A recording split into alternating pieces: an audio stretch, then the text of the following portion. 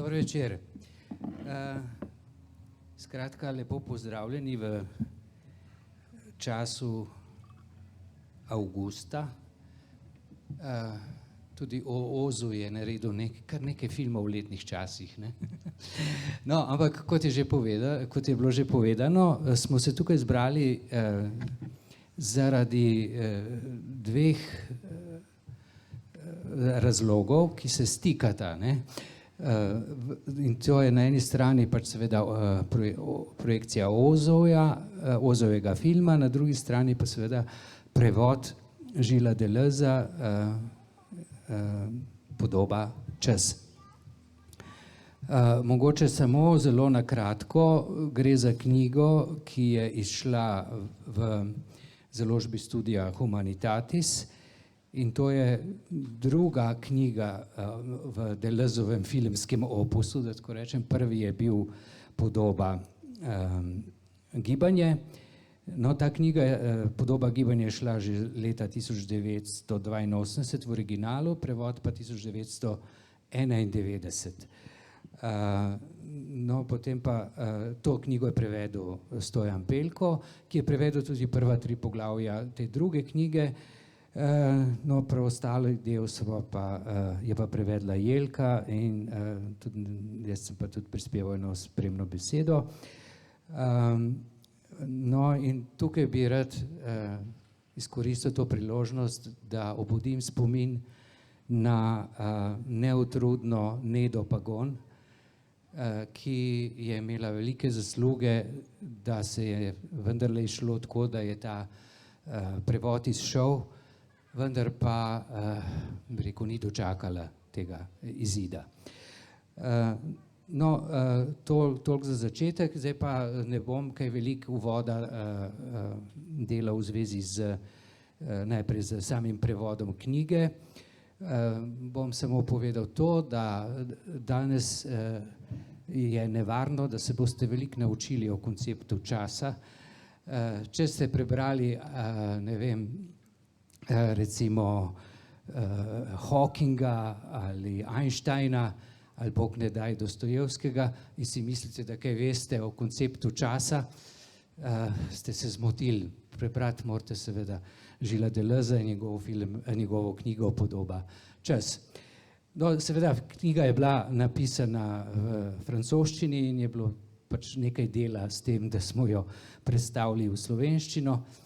In bi mogoče za začetek dal besedo Jelki, da vam mogoče na kratko z nekim, mogoče tudi s kakšnim primerom pove, kaj pomeni prevajati Deleuza.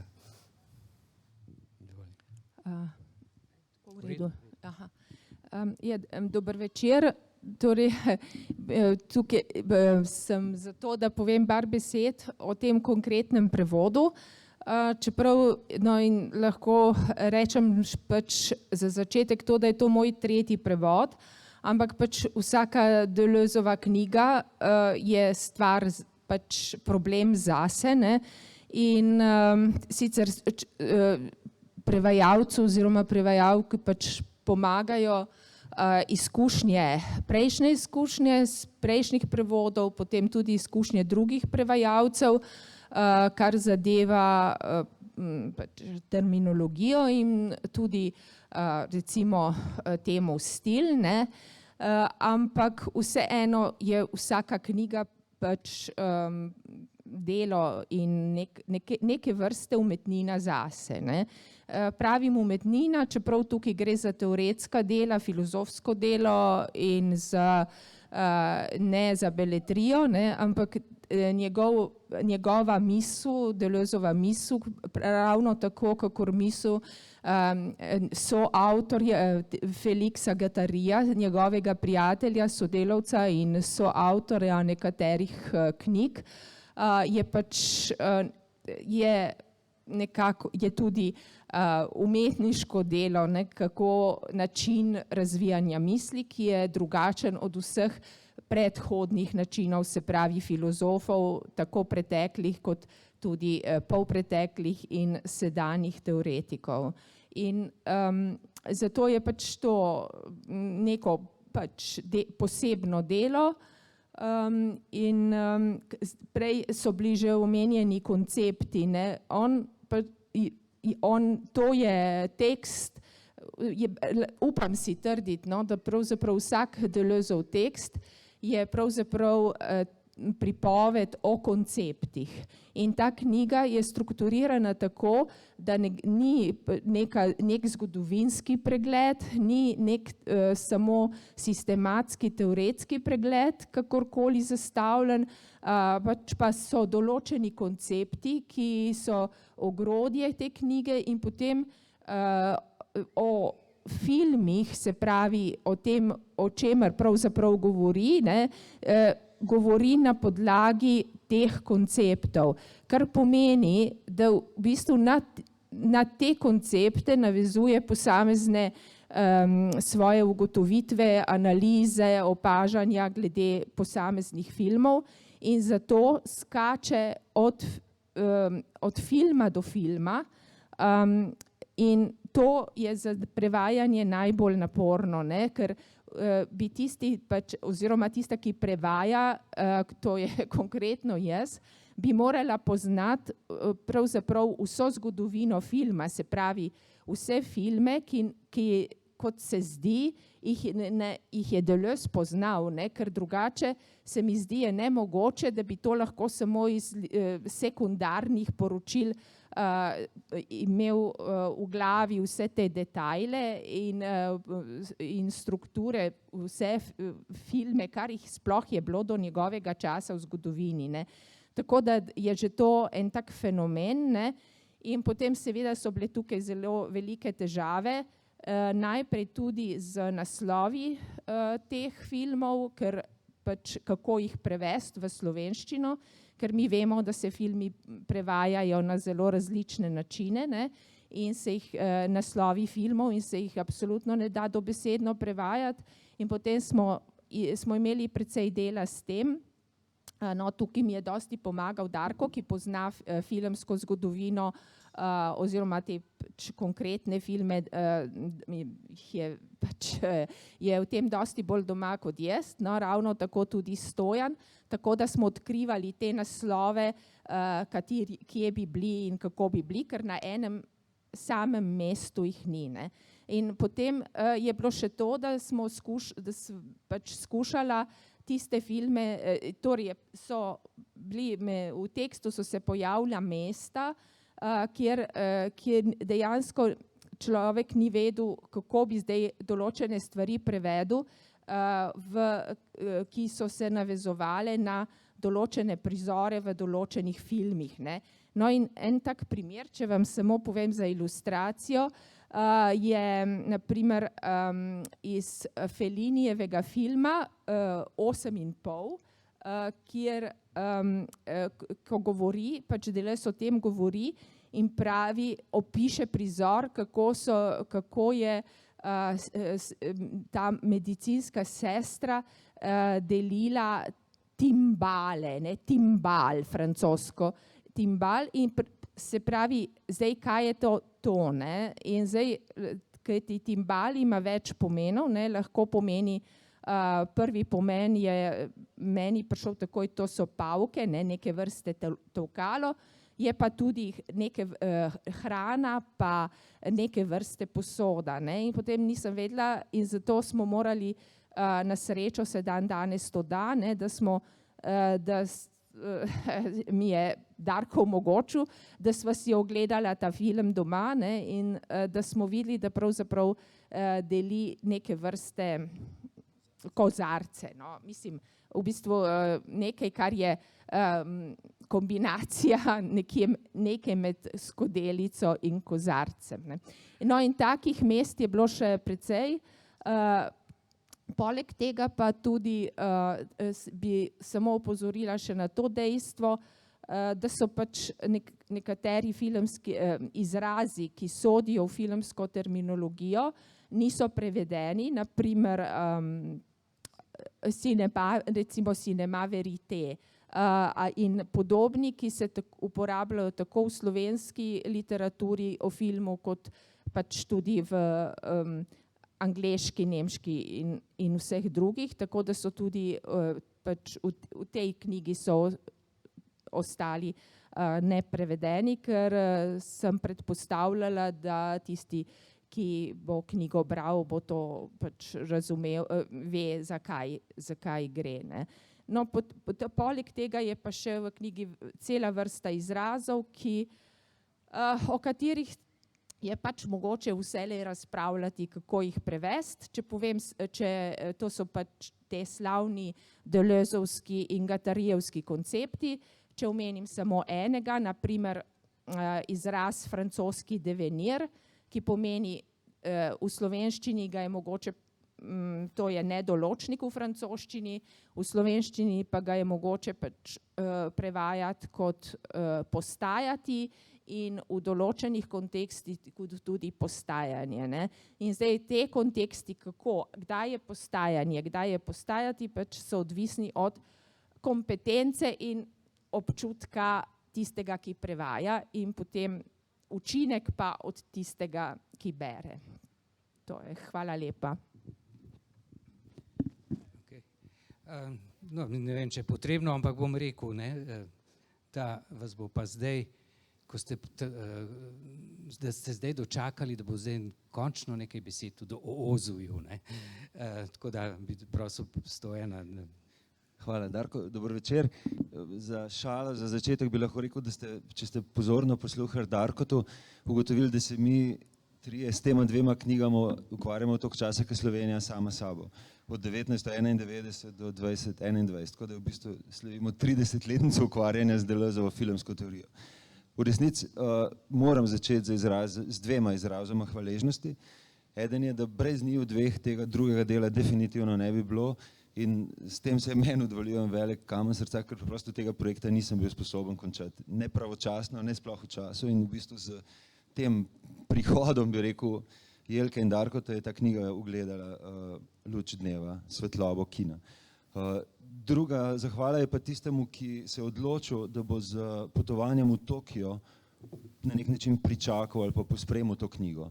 Mislim, da ne bi se mogel bolje odločiti, zato ker, in to je moj današnji namen, da v teh 15 minutah, ki jih imam, ker se zavedamo, vsi trije, da ste predvsem prišli film gledati, da vam poskušam razložiti, zakaj si Deleuze apodiktično upa reči, Ozu je pionir podobe časa. Se pravi, nastopi takoj v prvem poglavju knjige, o kateri danes govorimo, in seveda ne edini. In kako pridemo do tega, bom začel z parimi detajli iz Ozujeve biografije. On je umrl kot strasten kadilec in alkoholik od raka na svoj 60. rojstni dan, 12. decembra 1963, kar pomeni, da se je rodil 12. decembra 1903. Če drži Godardjeva klasifikacija, da se film začne z Griffithom in konča s Kiarostamijem, tako je Godard trdi, potem je Ozu v prvi polovici tega stoletja filma naredil nekatere stvari, ki so se zares realizirale v drugih opusih šele v drugi polovici. In danes imam namen povedati, zakaj je druga svetovna vojna ločnica tega in v čem je to pionirstvo Ozuja. Ko boste nocoj gledali Potovanje v Tokio, boste videli statične kadre z rezi, z enostavnimi cut rezi vmes, z malenkost znižano kamero. Skratka, kot da bi se film vrnil v neko svojo skoraj da primitivno, izvirno, pionirsko fazo.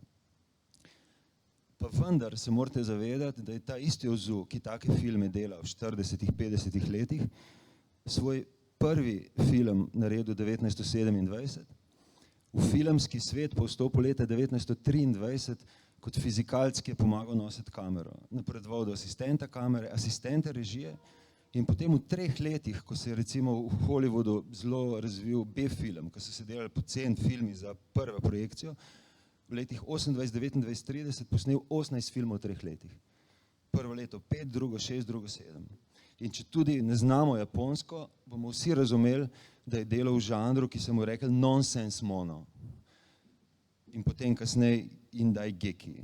in da geki so sodobni filmi, medtem ko nonsens mono so pa dobesedno komedije zmešnjav, abotni, vulgarni doskrat film. Skratka, ta vzuk, ki ga danes občudujemo zaradi asketskosti, preciznosti, je dal skozi eno izjemno fizikalno in mentalno šolo filma, da je lahko banalnosti reduciral na esencialnosti, da je lahko vulgarnosti reduciral na temeljna sporočila. In zato je seveda tudi formo ogolil do same osnove, skoraj da si upam reči fotografske osnove. In Deleuzeova teza je, takrat, ko mislimo, da je najbližji fotografiji, takrat je v bistvu najdlje od nje in je najbližje esenci filma. In da bi to na nek način razumeli, pa lahko razumemo razliko med podobo gibanjem in podobo časom. Rekel sem že, zgodovinsko ločnico med obema, brez vsakega obotavljanja, Deleuze postavil drugo svetovno vojno. In zato je prvo filmsko gibanje, še predno se dotakne Ozujevega pionirstva, ki nastopi v drugi knjigi, italijanski neorealizem. In pomislite na Rossellinjevo Nemčijo leta nič in nam je vse jasno. V svetu, ki je dal čez drugo svetovno vojno, se ne da več snemati filme tako kot prej.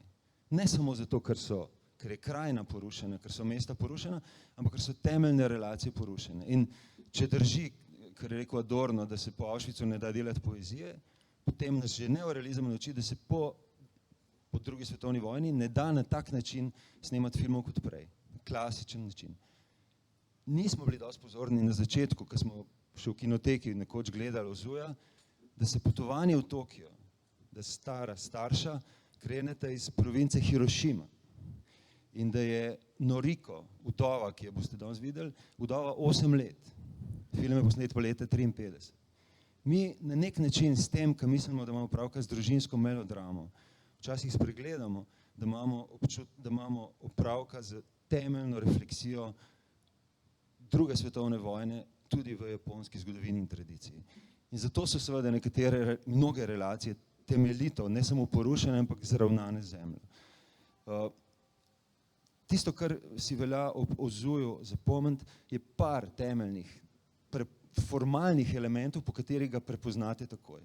Enega sem že omenil, spusti kamero na približno 90 cm višino od tal. Lahko rečete, da je to pogled Japonca, ki pije čaj, lahko rečete, da je to pogled Japonca, ki meditira, lahko rečete, da je to otroški pogled, ampak temeljno je, ko to storite, se vam svet malo drugače postavi. Nekatere globine se sploščijo, nekatere, bi rekel, karoti, bi rekel, japonske interierja postanejo dobesedno rastri, ampak to je prva stvar. Druga je, da so mu mnogi zahodnjaki učitelji, da ne zna montirati plana kontraplana, ker ga ne dela tako kot hollywoodski na osi 180 stopinj, ampak frontalno sooči plan nje in mene, njega in mene, nje in mene. Kar nam onemogoči, da bi se v tej relaciji gledalci not zgubili ali pa zabrisali svoje mesto, ampak vam garantiram, ko boste začeli gledati v 5-6 minutah, se boste na nek način ves čas igrali s tem ali pa zgubljali s tem, kje sem, kam ta gleda, komu ta govori, kje sem jaz v tej zgodbi. Skratka, mesto gledalca v njegovih filmih ni zakrito, kot je v klasični hollywoodski naraciji, ampak je ves čas evocirano, prikliče našo pozicijo not. In tretje, spusti kamero narobe, v narekovajih narobe montira pa s čistim rezom, ni preliva, ni različnih drugih montažnih elementov, ampak res. In bolj, ko so nam ti elementi prepoznavni, bolj so pa filmske teoretike, je intrigiral pa en konkreten formalni element, s katerim bom na nek način tudi zaključil, in najlažje ga je razumeti, kakor ga je tematiziral filmski teoretik Noel Birš. Že on je pred Deleuzom pripoznal Ozuju pionirstvo v zunanjosti polja in v podobi časa. In to je tudi eden odgovor na to, kar ste govorila. Deleuze je ne samo gledal ogromno filmov, ampak je sekundarno literaturo do te mere podrobno bral, da je seveda bral točno, kot si rekla, s svojimi koncepti. In ko je najdel pri Biršu, da je tle nekaj s časom, je seveda še kako znal naprej gledati. Med drugim tudi to, pri čemer mu je marsikdaj pomagala hčerka Emily, ki je medtem študirala na FEMIS. Tako da imate družinsko početje, kjer se včasih koncepti soočajo s podobami, potem ko so bili dani skupaj po osnovi sekundarne literature. Noel Birš je iznašel izraz za to, kar je strašno tipično pri Ozuju. Spremljamo eno zgodbo med planom enega obraza in planom drugega obraza, s katerim se morda on pogovarja, se znajde nekaj, čemur so eni rekli tihožitje, eni so rekli mrtvi časi, eni so rekli plan tableau kot slike. Birš pa reče temu pillow shot, kar je analogija iz haiku poezije pillow word, tista beseda, ki kot blazina, to je le mot oreiller v francoščini, tista blazina, ki zmehča iz enega verza v drugega. In seveda paradoks teh umestnih kadrov je, da včasih rečemo, aha, to je prazen prostor, v katerega bo nekdo prišel. Drugič rečemo, to je prazen prostor, iz katerega je nekdo ravnokar šel. Včasih si upamo reči, to se pa dogaja med tem, ko smo mi tukaj, se dogaja tam. Ampak zares intrigantni pa ti kadri postanejo, kadri, ker niti niso plani, kadri postanejo, ko jih nimamo več kam umestiti. In ki so čisti, in to je pa dejansko vredno citata, to je čas osebno, pravi Deleuze v prvem poglavju. To je malo časa v čistem stanju, to je neposredna podoba čas. In nadaljuje, to, kar sem že prej omenil, v trenutku, ko se kinematografska podoba kar najtesneje sooči s fotografijo, se obenem od nje tudi najbolj radikalno razloči. Čas postane obzorje dogodkov. In takoj po špici potovanja v Tokio boste videli 4 take plane, kjer prvi trenutek mislite, da so statični, da so celo morda fotografije. Ampak potem pa včasih v drugem, včasih v tretjem planu gre ladja, pride otroci, gre vlak, komaj opazno, dim. Včasih je samo rjuha zaplepota. In seveda se ne morete, ne da bi se ob tem spraševali, kaj mi hoče režiser povedati, v katerem času sem, v katerem prostoru sem, in s tem kot gledalci participiramo v režiji tega, kar je značilno za ta čas po vojni, razvezanih prostorov in razbitih časov. Na nek način jih štrikamo skupaj. In zato si lahko predstavljate, zakaj so tisti avtori, ki so zanikali to hollywoodsko formo, ki nas preveč posrka vase, zakaj so toliko prisegali na Ozuja. In najbolj slaven primer tega občudovanja Ozuja je Wim Wenders. Ne samo, ker je šel po leta 1983 na svoje potovanje v Tokio po sledeh tudi tega filma, ampak tudi zato, ker si je dovolil take oznake, kot so, če bi obstajalo svetišče filma, potem bi v njemu moral biti opus Yasuhira Ozuja, ali še naprej, raje bi preživel celo življenje v eni Ozujevi družini kot en sam dan v družini Johna Forda. Junakov Johna Forda, junakov Ozuja. Skratka, izzval je Ozu pri svojih, Scorsesiju, Wendersu, pri svojih kolegih nekaj izrazov občudovanja, ki nek način presegajo čas.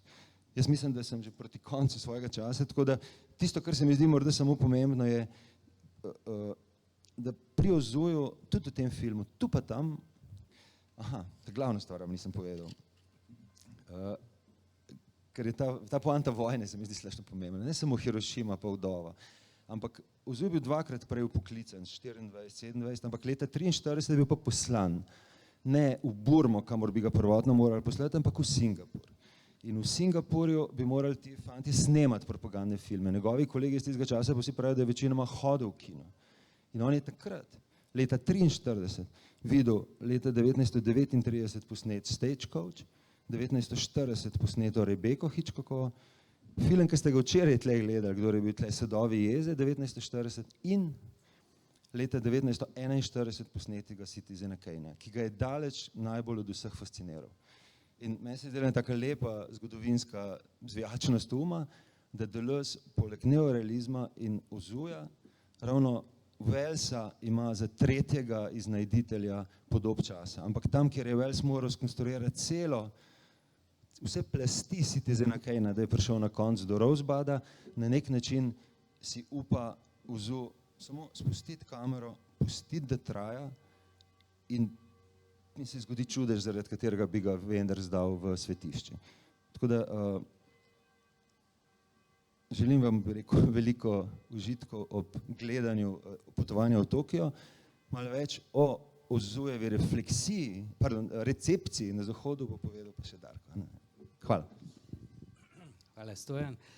No, zdaj Skratka, v zvezi s to Deleuzeovo knjigo bi pravzaprav lahko razglabljali o zelo velikih tematikah, predvsem tistih, kjer film sovpade s filozofijo. In Deleuze je bil tisti, ki je to sovpadanje filozofije in filma bi rekel ovekovečil s temi svojimi dvemi knjigami. Predtem so seveda različni avtorji pač bi rekel se sklicevali na določene filozofije, včasih so bili bi rekel spontano filozofski in tako dalje, ampak pri Deleuzu je postalo popolnoma jasno, da je treba film misliti filozofsko oziroma da tudi filozofija že težko sploh v tem času misli brez tega, da bi upoštevala vizualno formo mišljenja, o kateri pol, bom še kasneje rekel, ima Deleuze eno svojevrstno definicijo. No, v glavnem, jaz bom seveda se tudi nanašal na Ozuja in na neko temo, ki je vzniknila ob Deleuzovi obravnavi Ozuja. No, mimogrede samo še to, da sem o tem malo, bi rekel, malo širše, bolj temeljito nekaj napisal za ekran, ki je ravnokar izšel in skratka, mislim, da ga celo prodajajo tle. No, in tako da v osnovi bom na podlagi tega teksta nekaj izvajal tudi tukaj. No, v glavnem, na primeru, ki ga imam v mislih, se pravzaprav tudi izkaže to, da resne filozofske knjige, take, kot jih je pisal Deleuze, pač nastajajo ne samo na podlagi neke strašne sistematike in podobno, ampak da odražajo pravzaprav nekaj impulzivnega, srečanje z naključji in tako naprej. No, zdi se, da je Deleuze s tem, ko je pač se ukvarjal z razno literaturo, ki pač piše o filmih in tako naprej, da je Deleuze pač naletel na neko knjigo oziroma v bistvu na odlomek knjige Paula Schroederja, ki je bil preveden v Cahiers du cinéma leta 1978. Original je pa šel v Ameriki 1972. Za Paula Schroederja veste, da je preko kar pomemben hollywoodski režiser, nekoliko poseben, avtor, o katerem številni kritiki pravijo, da ima zelo dobre ideje, ki jih pa ne uspe zmeri zelo dobro realizirati. No, ampak Paul Schroeder je napisal knjigo, ki je bila nekaj podobnega, verjetno neko diplomsko delo, z naslovom Transcendental Style in Film. Dvopičje Ozu, Bresson, Dreyer. No in to prevod odlomka te knjige je odkril Deleuze in zdaj zelo na hitro povedano, z nekaterimi ugotovitvami Schroederja se ni strinjal. Tako da recimo Schroeder je videl v Ozujevih filmih tudi neko ozadje zena, potem je v teh filmih videl poseben odnos do transcendentalnega. In govori pravzaprav o teh tihožitih in o teh kot o nečem, kar je nek moment nečesa, kar je onstran. Seveda je to, se da pojasniti tudi biografsko in tako dalje, zaradi tega, ker je Schroeder ima zelo veliko srečanj z religijo, že od otroštva naprej, tako da pravzaprav pri njemu se, ko gleda Ozuja, filmska problematika prevede v teološko problematiko. Tukaj pa reče Deleuze, ne gre za to, tako da pravi recimo Deleuze, bom malo citiral, pravi, Pa vendar pri Ozuju ravno nikakor ne gre za izjemno in za običajno, za mejne situacije in za banalne situacije, od katerih bi ene učinkovale ali se vrinile v druge. Ne moremo slediti Paulu Schraderju, kadar kot dve fazi zoperstavlja vsakdanje na eni strani in odločilni trenutek na drugi strani. In sicer kot tisto razliko, ki bi naj vsakdanjo banalnost upeljala nepojasnljiv prelom ali čustvo. No, to je to nestrinjanje Deleuzeovo, vendar je pa še bolj pomembno je pa Deleuzeova opomba pod črto, kjer pravi, da Paul Schrader v nasprotju s Kantom Američani ne razlikujejo med transcendentalnim in transcendentnim. Od tod Schraderjeva teza, ki Ozuju pripisuje čut za transcendentno, ki ga zasledi tudi pri Bressonu in celo Dreierju. Schrader razločuje tri faze transcendentalnega sloga pri Ozuju, vsakdanje, odločilno in stazo kot izraz samega transcendentnega. Zdaj tle ne morem pač zelo na široko razlagati, ampak v osnovi gre dejansko za to bom rekel ameriško podrekovanje in nerazumevanje samega pojma transcendentalizma. Zdaj, tisto, kar se meni zdi tukaj pomembno, je to, da iz tega srečanja med Deleuzeom in Schroederjem je vzniknila pomembnost samega pojma transcendentalnosti. Pojem transcendentalnosti je ključen za, ko bi rekel, interpretacijo filma potem, ko so bile napisane Deleuzeove knjige. Danes ne moremo brez tega shajati kar tako, namreč Deleuze je kot tudi v tej knjigi, ne vem zdaj točno v katerem poglavju, izrekel nekaj, kar je zdaj malce ponarodelo, namreč to, da so možgani ekran. Kaj je s tem pravzaprav rekel? S tem je pravzaprav opozoril na to kantovsko dimenzijo našega odnosa do kakršnekoli realnosti. Mi ne moremo, ko bi rekel, resno spoznavati realnosti drugače kot z nekimi, bom rekel, a priornimi pojmi. To je zdaj seveda zelo poenostavljen Kant. Seveda je treba prečitati celo kritiko čistega uma, da razumemo, kaj je transcendentalizem, ampak to je tisto ključno. Namreč možgani, v naših možganih, takrat, ko gledamo film, se vsaka podoba na naših možganih posebej dopolnjuje z koncepti, ki so se zgenerirali recimo tudi z gledanjem filmov. No in zanimivo je potem to pri tem, v tistem članku je malo več o tem napisanega, ampak zanimivo pri tem je to, da je Schroeder pred kratkim, leta 2018, izdal novo izdajo te knjige, pri čemer ni same vsebine knjige spreminjal, je pa napisal nov uvod. In v tem uvodu se zdi, da se je nekaj naučil od Deleuza in pravi, Deleuze se loteva praktičnih sestavin transcendentalnega sloga. To je tisto, kar sem s težavami dojemal. Naš razum je ožičen tako, da dopolnjuje podobe na ekranu. No in se pravi, Schroeder je seveda verjetno ni študiral filozofije, se ni imel časa, ker je delal filme, pisal scenarije, recimo tudi za Scorseseja in tako naprej. Ampak z nekega svojega gledišča je, kot kaže, zaradi tega, ker je bral tudi pač bral Deleuza, zagotovo je prebral tudi te Deleuzove opombe, je revidiral svoje stališče, dojel je, v čem je stvar tega transcendentalizma in da je tisto, na kar je on stavil, je transcendentno.